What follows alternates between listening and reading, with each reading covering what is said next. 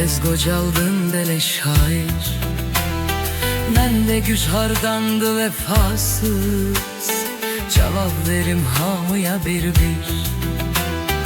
Məndə güc hardandı vefasız, cavab verim hamıya bir-bir. Mən susuram ağaran saçlar, hər biri səndən danışırlar. Yenə səni məndən soruşurlar, yenə məni məndən danışırlar. Yenə səni məndən soruşurlar, yenə məni məndən danışırlar.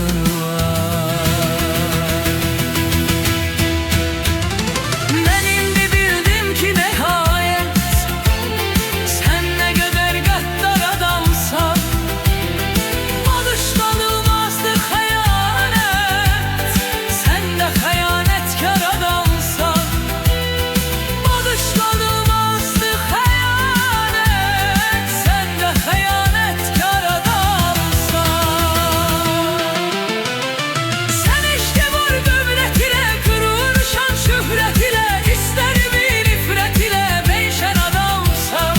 Özdə atıb əldən ələ, saxtalaşıb ildən ilə, saxta yalan istər ilə yetişən adamsan. Sən eşqi var dövlət ilə, qürur, şan, şöhrət ilə, istərimi nifrət ilə bəyişən adamsan.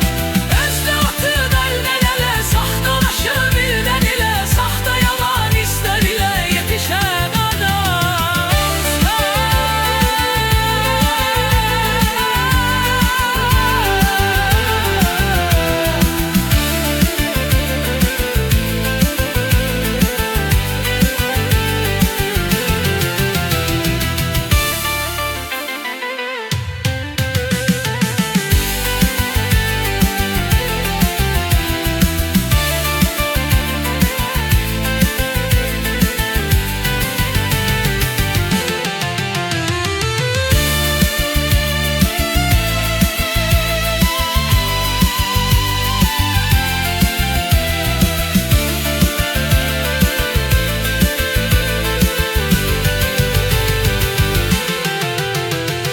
Sən eşqi var dövlət ilə, qürur, şan, şöhrət ilə, istərimi nifrət ilə dəyişən adamsan.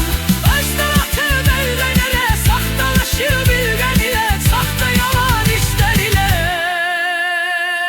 yetişən